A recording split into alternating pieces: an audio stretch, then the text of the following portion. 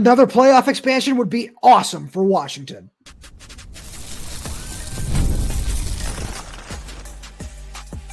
You are Locked On Huskies, your daily podcast on the Washington Huskies, part of the Locked On Podcast Network, your team every day. Welcome back into another edition of the Locked On Huskies podcast. I'm Roman Tomashoff. That's Lars Hansen. He's site editor with Athlon Sports' Inside the Huskies. I'm the site editor with Huskies Wire. Thank you for making this your first watch or first listen of the day, as we are part of the Locked On Podcast Network, your team every day. Lars, we got a really fun show coming out all the everydayers today. First of all, real quick reminder, wherever you get this, YouTube, Spotify, Apple Music, Amazon Music, make sure you hit that subscribe button. It really does help us out a lot, especially in this time of the off season where things get a little bit slower. We want to make sure that you're up to date with everything going on in the world of UW. Also, we're on Twitter, Instagram, TikTok. We're at all those places at Locked On Huskies. You can follow us if you're watching on YouTube. Our handles are right down here in the description below on all forms of social media, so go check all that out. Lars, today, we're talking about the most important pass catchers in the 2026 class. One of their top targets, Camden Jensen, has sent this official visit. We'll get into that. We're going to be talking about a lot of this expanded playoff report from Ross Dellinger. We're going to talk about how it might increase Washington's national notoriety. I think that Washington might be the most underrated job in the country, to be completely honest. But we'll get there because this 14, 16-team playoff, whatever one it would be, with automatic qualifying bids for members of the Big Ten and the SEC, that would be really great for this program. I agree, although I think everything starts with fix the seeding problem. Like, it doesn't, it's one thing to add things. So I think a holistic kind of evolution to the CFP, and I think that's what's to be expected year in and year out, because going to 12 was one thing, having 4 was one thing. As you expand it out, the way this topic gets broached down is you have really, call it 32. Roundabout number, just a happenstance round number that I pulled out of thin air. Doesn't happen to be from the NFL, but maybe not. I don't know. But call it 32 teams that you can say on a yearly basis are going to be in contention of above 7 or 8 wins. Call it, because everybody's talking about the bowl game at 6-6 should not get a bowl game. Although UW was in that position this year and they got to a bowl game because of it. But I do think there's some merit to it. And so if you're going to expand the playoffs, maybe, reward it in that sense. And I think absolutely you and I both share the opinion that UW is one of the 32 best teams in the country in terms of program, academic, everything that the school is and everything that the program is, especially with Jedd Fisch as the head coach. Yeah, you're one of the top 32. Now, are you 25, 20, 15, 10, 5? That's going to be by year. And I think, certainly this year, I'd probably put them certainly outside the top 25 going in. But we both expect them to finish in the top 25. And for that reason, that's why if you're going to expand it, let's just say to 16. If UW is in that 16, 17, 18 range, that's not going to be a surprise. And that's why, again, if UW would then go and play a team like Tennessee, and then you go and play a team like Texas, and then, whichever, all these matchups, again, that's brands against brands. It's national. We saw what happened in the 2024 national championship when Washington played Michigan. It was, television eyes were there. And so when Washington plays, people do want to watch. It's just, it doesn't always seem like it, but the numbers do bear it out. So a couple of things. First of all, I'm really glad you mentioned the television numbers. As you said that, I was like, oh, I need to pull up this stat that our good buddy Tony Castricone put out there, responding to a Coug fan, which is hilarious. But that 18 teams accounted for 50% of college football viewership. Washington is in that group. And this is just to give a little bit more background here. College football viewership is highly concentrated amongst top brands. In Nielsen rated games of 2016 and 2023, over half of the total FBS viewers are linked to just 18 of the 130 plus teams. Washington is in that group. And that's, it's a big thing that I want to get into in a couple of minutes when it comes to Washington is severely underrated on a national scale. But when we look at, the expanded playoffs, I get it. There are a lot of people who are saying, well, it should have stayed at 4. I'm not going to argue that point. I get it. I understand that point of view. I certainly fell into that for a little while, but expanded playoffs, that system we saw this year was a lot of fun. I loved watching the way that played out. So I certainly came around on that myself. Further expansion, it gets exhausting because, it's all about money at the end of the day, all that, this, that, and the third thing, whatever. You just kind of have to put it out of your mind and just understand that college football is evolving. This is where it's going. And a further expansion, let's use your number, 16 teams. That that is something that I really like for this program, because we've seen what it can be at its best. And even, I don't even know if, we've seen it because we saw it in 1991, right? You and I, weren't around for that, but we know that that's what this program can reach. It can win national championships. We know that. We see it in the stadium whenever we go there. So I like what this can do for Washington, because when it's not a year like this, where in 2024, where you're rebuilding your offensive line, you're rebuilding basically everything from arguably the best team in school history. You can look at Washington and say everything is there. When you go through the NFL production, you go through just every little metric that you want to, Washington always finds a way to stick around there. And for better or for worse, when you look at these numbers, even if it's, hey, they qualified as the 14-15 seed every year, that's important. Finding a way to consistently have yourself in that conversation in this world of recruiting and with everything else that's going on, and, wanting to make sure your school is making as much money as possible, being in that conversation every single year is important. And Washington absolutely can do that. And think about Kenny Dillingham and Arizona State. They were 10, 11, somewhere in that range. And look at the run that they made. Think about the national championship game. If you had, not to belabor your top 4 point, but if you had it as just your top 4, neither of the teams that played in the national championship game would have made the playoff. No, I agree. Yeah. So that's one of the reasons I came around on it. I agree. And that's why I understand as the other side of the college football fandom of, I hate what college football has become. Somebody tweeted me the other day, I don't know who's on the roster or who's on the coaching staff. And I'm like, this was responding to the tweet that I had laid out the entire coaching staff. I kid you not. So, at some level, I get the roster. I don't get it as much on the coaching staff, because there's way less guys. But the point is, if you get a solid 10, 11, 12 coaches, if you get a solid 10, 11, 12 teams, that's one thing. And we saw it this year where the run that Ohio State made, obviously they weren't 10, 11, 12, but they were certainly not where they normally would have been in years past. You can still go on a run from being 10, 11, 12, 13, 14. It makes it a lot harder. But let's say this year in 2025, you have a 16-team playoff. UW is 10-2. You're in the playoffs, first of all. So check number 1. Number 2, let's say you get bounced in the first or second round. Cool. DeMond still has one more year to come back, and Jedd now says, hey, at least made the playoffs. Right. But my point is, you now you say, hey, we made. It's like in the NFL. You want to win your division, or you want to be in the wild card to make the playoffs at least every year, every other year, but mostly every year. And then ideally, hey, we got bounced in the wild card year. Hey, next year we're winning the division, and maybe we'll make it to the divisional round. And then the next year after that, maybe we either make it to the Super Bowl or at least the NFC or AFC championship game. Those are the type of conversations that you have to think about this as a college football fan. And I know that's difficult to compare NFL to college football, but it's what the sport is becoming in a way where that you have to follow a certain type of model, and it produces better games. Are you going to tell me, would you not want to see Nico, I'm not going to pronounce the last name, at Tennessee? Iamaleava, yeah. And Damon Williams in a first-round matchup or second-round matchup to play for a Rose Bowl, to then play for a national championship? That's what gets the eyeballs there, is brands, matchups, and then you have when you go to coaching, Kalen DeBoer was, where I stood on Kalen when his name got floated and when he got hired. I was not high on him.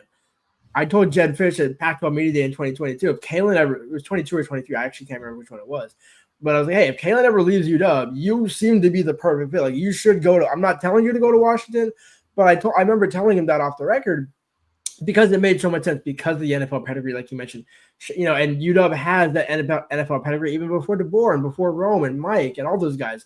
So this isn't Oregon newfound, hey, we're just going to come into the game late and pretend like we've been here for the whole time. No, you have the 91 tradition. So you have all the tradition and the brand. Now you have the coach.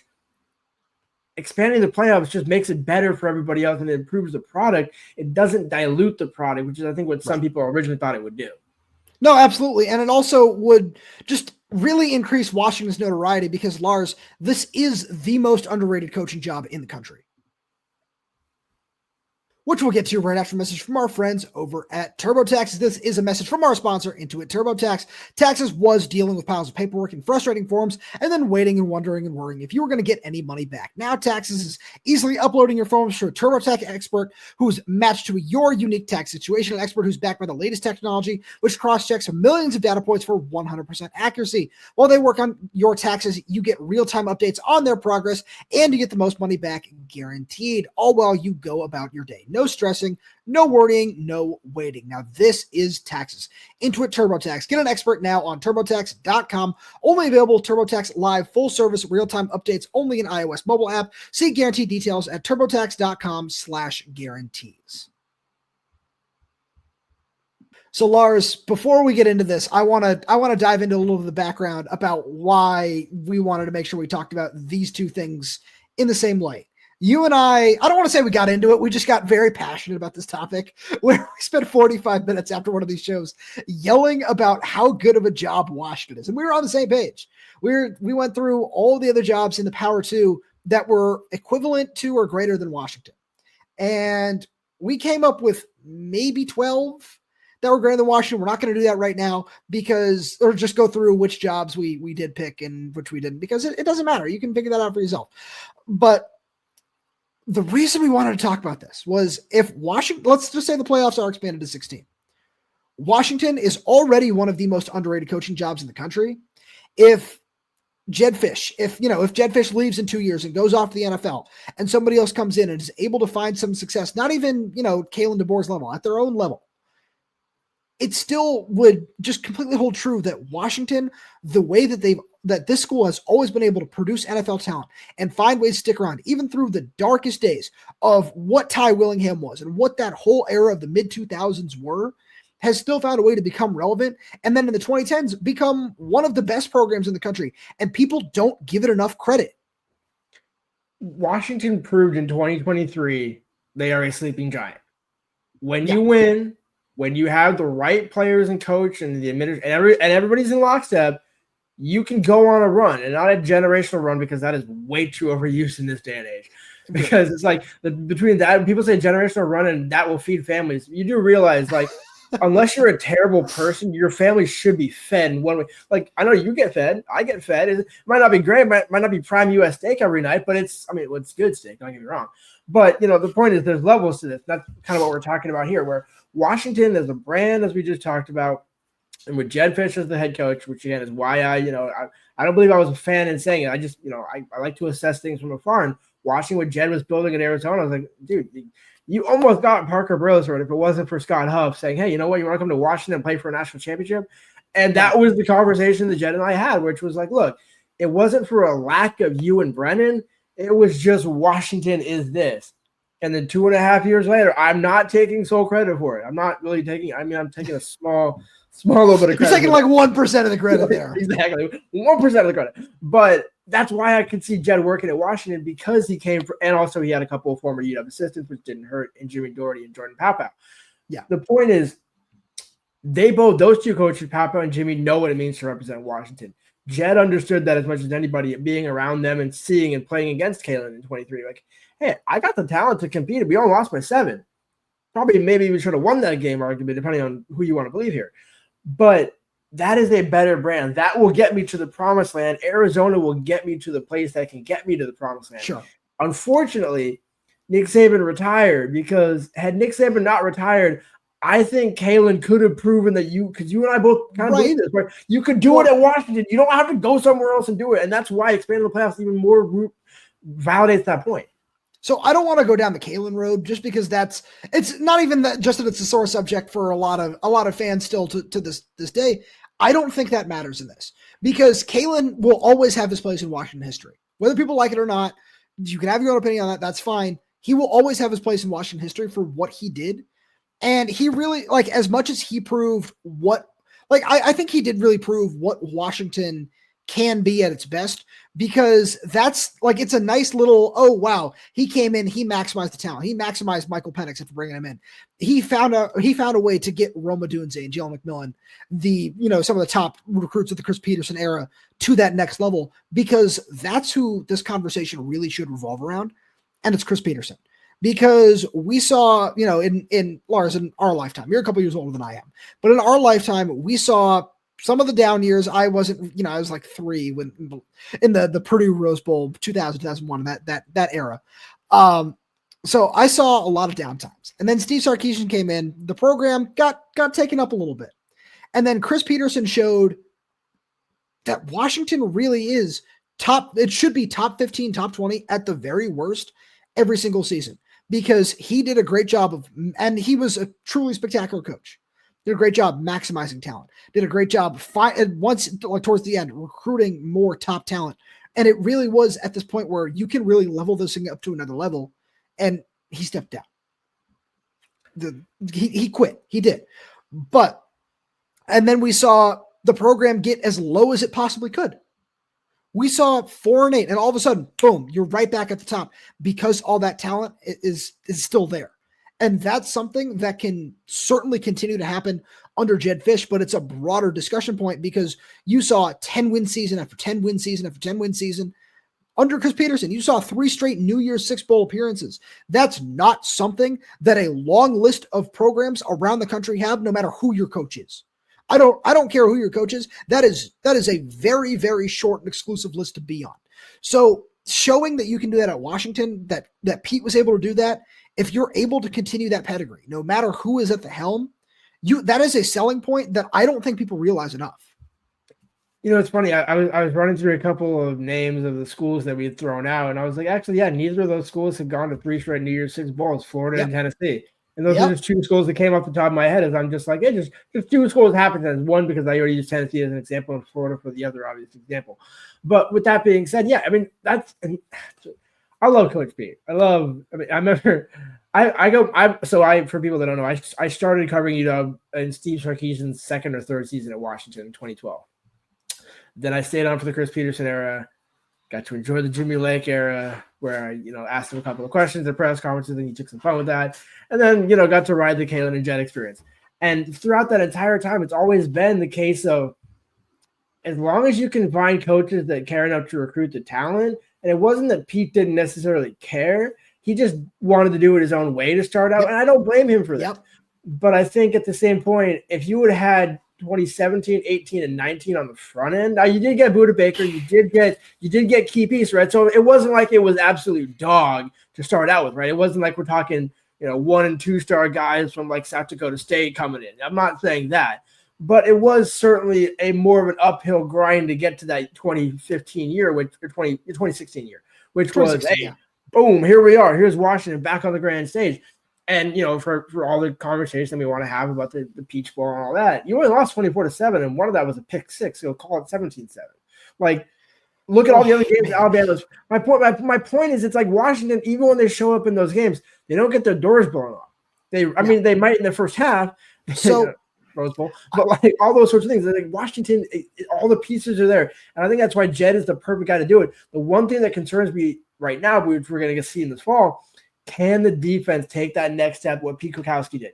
Because the defense was a big key in that. It wasn't because Chris Petersen's offense was kind of more 2000s, 90s, 2000s. Jedd Fisch, I think, has the right offense, right quarterback. Can he get the defense to pair with it?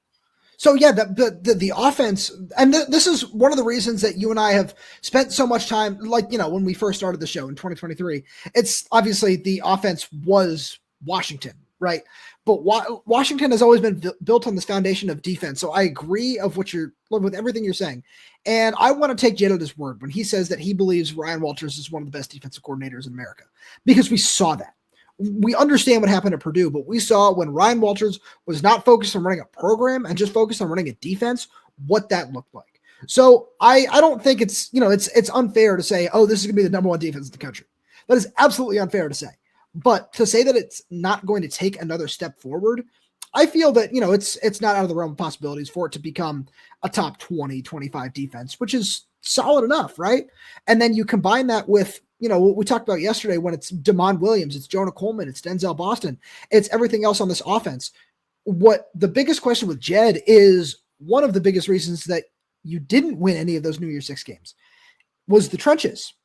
Where I remember watching that, because when you said the Peach Bowl in 2016, the biggest thing that stood out to me in that game was one player physically belonged on the field.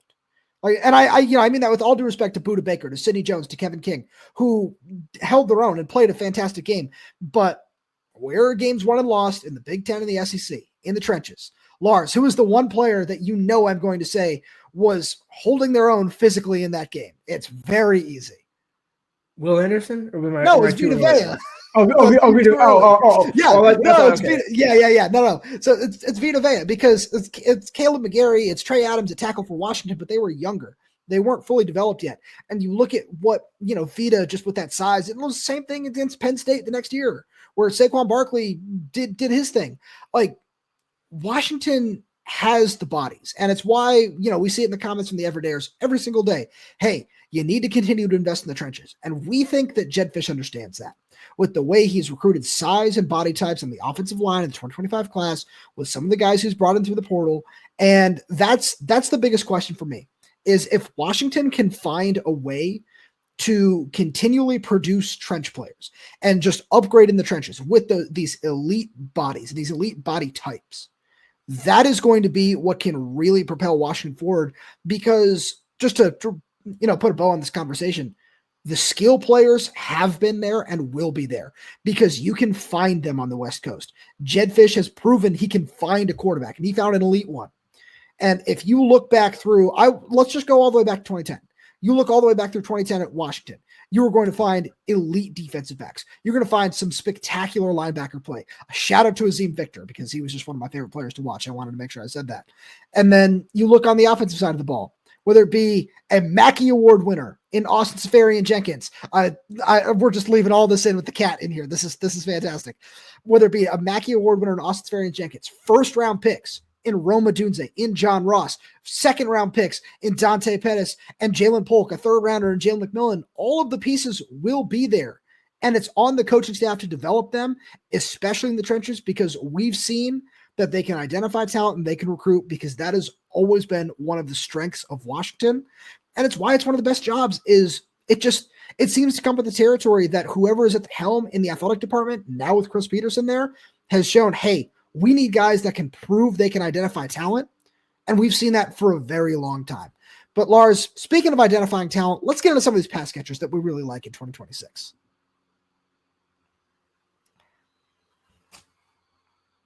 Whew. Okay. I had a lot of fun with that conversation, but we need to move on to the future. The Everydayers want to hear some recruiting news, right?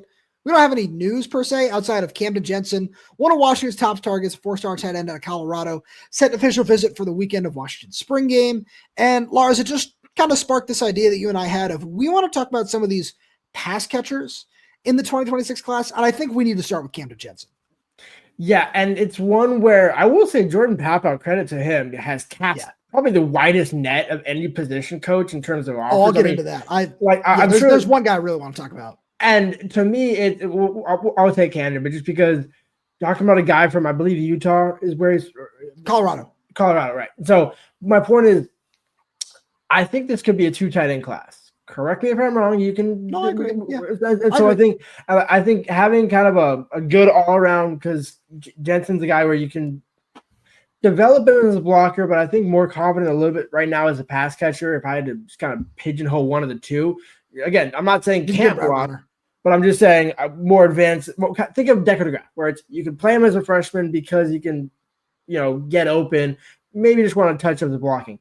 But those are the types of guys you want to identify early, so that whoever ends up being that tight end 2, where we saw Austin Simmons emerge in Vanderplug's place in 2025, that can kind of be an X factor, figure it out as you go type. Or if Camden Jensen is a 4-star as your tight end and you're only going with one, it's a really solid take off the bat. So I'll give you 2 names because I certainly agree with you there. And I'm really glad you wanted to do it that way, because there are 2 names that I wanted to bring up at tight end before we dive into wide receivers that could be that second tight end in the class.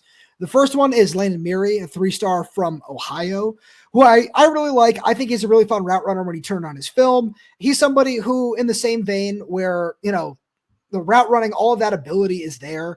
And it's something where as he adds weight and adds size to the college strength program, he's somebody who could turn into a really solid blocker at the next level. And I feel like you could say the same thing about this other guy who honestly might be my favorite tight end prospect in this class. And it's mainly because of his size, where I'm talking about Kai Wesley from Orem High School in Utah. The dude is 6'8", 210 is what he's listed as. Like, he is just an absolute behemoth. I know he posted a picture with Jordan Paopao on Twitter a couple weeks ago, where Jordan went out to watch him play basketball, I think it was. And you could just say, oh yeah, he is every bit of 6'8". And it's one of those things where I think about what Kaleki Latu was to this offense, and having a guy like that who is just a true mismatch, where, you know, somebody who, if he can just get him to jump a little bit and add a little bit of weight, and he's super physical, is just the true definition of dominance in the red zone. He's somebody who, the more I watch him, I just think, like, you know, truly at this point in time, I think Washington is very interested in him. I don't know where he sits on the board exactly, but that's a guy who, the more I watch him, the more I say, I think that he should end up at Washington for what Jordan Paopao could do with him. Okay, I like that. And I think, you know, really when we're talking about Jordan Paopao and tight ends, you can't go wrong. I want to throw out two more names just because I'm going to go a high-end spectrum that has has a connection to UW, but is not listed in the top 12, and then one just for the sake of a Jordan Paopao tight end that you're going to love. Mark Bowman.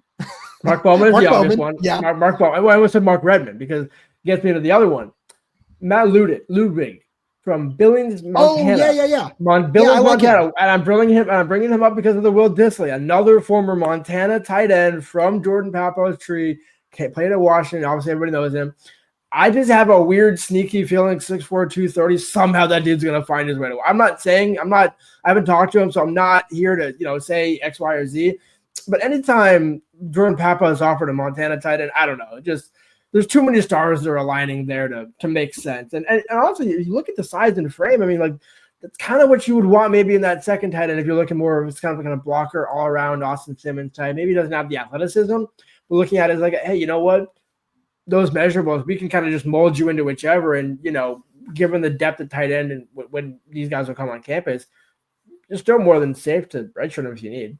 No, I completely agree with you there. Let's jump over to wide receiver because there are a lot of interesting names. Like I pulled up the 247 offer list on my phone because there were a couple offers that I really wanted to get to anyway. And I was like, wait, this guy too. Let me just pull up this list.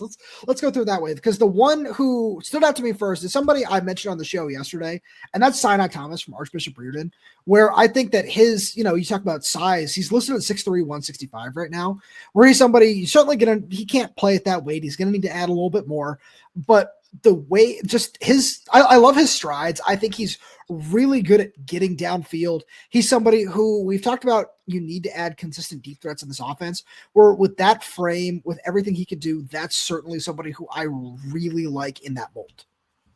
So I'm glad you mentioned Sana because he's a guy who, as you mentioned, came up for a recent visit back in, I want to say January or December. I think. Yeah, that sounds right. But no, because I talked to him after his visit. And the key thing that stood out to me was both of his parents came up on that visit. So anytime that there's going to be a return trip, either for an official or another unofficial, you now have both parents who've already been up. So it doesn't have to be where, you know, the Aaron Butler situation. Hey, mom went up, so now dad's got to come up. Now dad went up, mom's got to come up, and everybody's got to sign on the dotted line sort of situations. Not that one would disagree with the other. I'm just saying, like, you know, you want both of them. And the one thing I think that stood out with what Cynai said was that they treated him all like they were already one of them. Like he was one of them already. And I think that speaks to the high level of interest. And again, where does he go to high school? Archbishop Reardon. Yep. Correct me if I'm wrong on that. So, like, I think Archbishop Reardon, I think they do have some purple in their logo. They do, yeah, that's right. And also, as I mentioned, their head coach also was the college teammate of Jordan Paopao. Like, so those guys go back as well. I know Cynai is a wide receiver, but all these Washington ties work together. Then you talk about Chris Lawson, so you know how the development tree is already running there, and it's something Kevin Cummings touched on during their press conference on a couple of weeks ago now, when he said we kind of like guys that already like have been in winning programs and already been coached at a good level, so we're not kind of just bringing them up from the mud. And not that they can, but it's kind of like in the whole theme of the show where you bring in elite talent so that you're not. It's nothing against the 2 and 3 stars that you used to bring in. Dante Pettis is a 3-star. Like, hello. Yeah. Like, so it's not a knock if you're a 3-star. But the reason why I say it is to say that if you're coming up already ahead of, like, you know, I forgot where Rome, somebody said, like, he's already way ahead of me when he came in. And that's exactly what you want. You want the freshman talent coming in to be leveled up year in and year out. That's how you stay in contention for playoffs, national championships, and Big Ten championships. Is you don't have that dip where, okay, this year we're only going to take a couple of receivers, so let's take some like kind of like under the radar guys that we're going to develop in 2 or 3 years, and maybe, you know, hit the portal next year and we'll figure it out. So no, you want the elite high school talent year in and year out. You want the Marcus Harrisons, the Chris Lawsons, the Rain Vinebright, all those type of guys, and that's exactly what you're going to try and do in 26. I'm not saying you're going to take 5, but You're going to load up on that same level of talent. Even if it's 2 or 3, you want the same level of talent. No, absolutely. So a couple other guys that I just wanted to make sure I threw in here. One of them is Mason James, a 4-star receiver from Oklahoma, which I think is really interesting because both the guys that I want to talk about here are outside of Washington's normal footprint. The other one being Corey Barber from Alabama, where I want to bring up both these guys where Mason James said he wants to take a visit in April, I think is when he said he was planning to come up. And I mentioned both these guys to say, I'm really curious to see if Washington wants to play to one of its strengths, which is developing offensive skill talent, especially at wide receiver, and say, this is another way we can make inroads into the South. Where, it's obviously, we've mentioned Matt Doherty talking about going into Alabama and looking for, big athletic defensive linemen for months now. But I want to talk about that in terms of receivers as well, because we've already seen Washington develop high receivers at a high level for a long time. And now it's saying, all right, for these guys who might want to stay closer to home, and maybe they'll go to, a lesser tier SEC school, like maybe they'll take a Mississippi State offer. Now, hey, Washington wants to get into the mix for me. Maybe I'll go up to the Pacific Northwest and really find a way to develop. And then all of a sudden, at a position where I've seen, Rome Odunze get to the league. I've seen Jalen McMillan. I had Jalen McMillan on my fantasy team, whatever, something like that. All of this, like these things matter. And these things will pay off down the line, because if you're able to get someone like Corey Barber, who really is just one of the bigger risers nationally, in my opinion, on the recruiting trail at the position, if you're able to get a commitment from one of those guys and they're able to start playing early, that's something that really will, in terms of playing the long game, which we've seen Jedd Fisch and this coaching staff do with offering 2027 guys from the area, 2028 guys from the area. It's very clear that they want to make those inroads. And doing it with, maybe underrated receivers. I know Mason James isn't, he's a 4-star, but doing it with some of these more underrated prospects and saying, we're going to find a way to get you on campus and get you that production early on could pay off for them in many ways down the road. Yeah, and it's why you have the elite coaching of Kevin Cummings, Jedd Fisch, and Caleb Wilson. You're talking about 2 NFL guys, and Kevin Cummings, who has produced plenty of NFL talent at his multiple stops. And I think you pair all, again, happens to be on the triangle, right? Everything that Jedd does is the triangle. And that's why you're building everything to go up. The foundation is set, you go up. Foundation is set, you go up. I can't wait to see what Audric does in his year 2. And I think it's these types of things are going to be building on top of each other, because now we're going to see, hey, what do the freshmen do this year? And now that the foundation is set, what does Audric do to take a step? Does he emerge into that, wide receiver 3? Does Kevin Green emerge as a slot guy? Now we're somebody in this, slot receiver that we're not even talking about is saying, hey, you know what? Maybe I should consider him again. And those type of things. All the pieces are there for Washington to be successful this year. It's just, it's going to be painful waiting because the season doesn't start until September.